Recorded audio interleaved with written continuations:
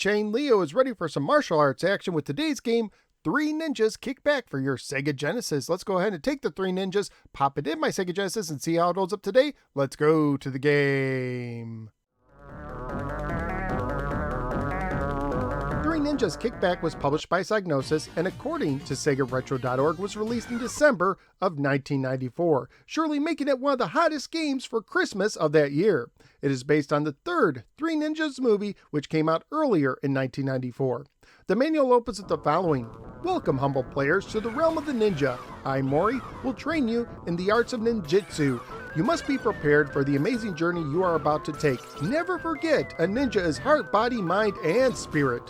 When the four work together as one, a ninja cannot be beaten. Three Ninjas Kick Back is an action platformer for 1 or 2 players. From the options screen, you can choose 1 of 3 difficulties, easy, normal, or hard, perform a sound and music test, and choose different control setups. When starting the game, you can pick one of the 3 ninjas. Tum Tum, the youngest and the shortest of the 3, who uses a sai, Colt, the middle brother who uses a sword, or Rocky, the oldest brother who uses the staff.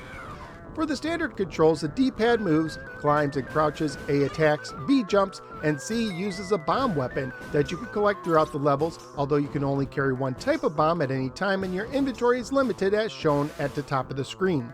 If you hit A right after B, you can perform a jump kick, but pressing A and B at the same time will perform a special spinning attack that also takes away some of your energy, which is also shown at the top of the screen. Pressing up and A at the same time will perform a spinning move above your head that can both damage and protect you from attacks above. To grab onto ledges and swinging vines, you must press up after jumping. This takes a little getting used to. When hanging on a platform, you can press up and jump to swing up to the next level. On platforms, you can also press down and jump to jump down.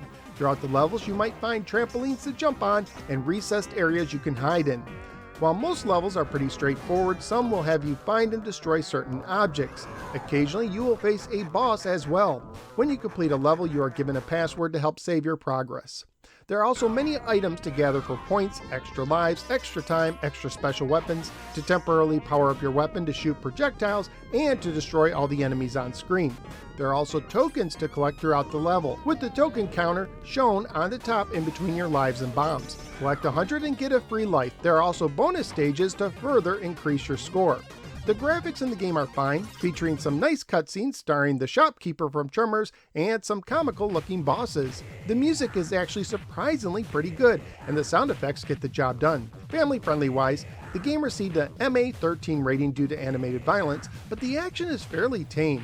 And if it was re-rated today, I could see it either getting an E10 and up rating or maybe even an E for everyone rating. Currently at PriceCharting.com, the game appears to be a bit on the rare side, going for $49 loose, $82 complete, and $150 new. So what did I think of Three Ninjas Kick Back for the Sega Genesis? It's a shame that the game costs so much today because it's actually a lot better than what I expected it to be. It's not without its faults. You don't really have temporary invincibility when hit, which led to several times throughout the game where my generous life bar quickly shrank in no time. And there were a few parts in the game that were frustratingly hard and took many attempts to pass, even in the early going-ons. But the controls work well, and the game both looks good and sounds good. Having 2-player co-op and 3 selectable characters is also a nice plus, and the stages offer a decent amount of variety. One of the best features, though, has to be the password system, at least for me.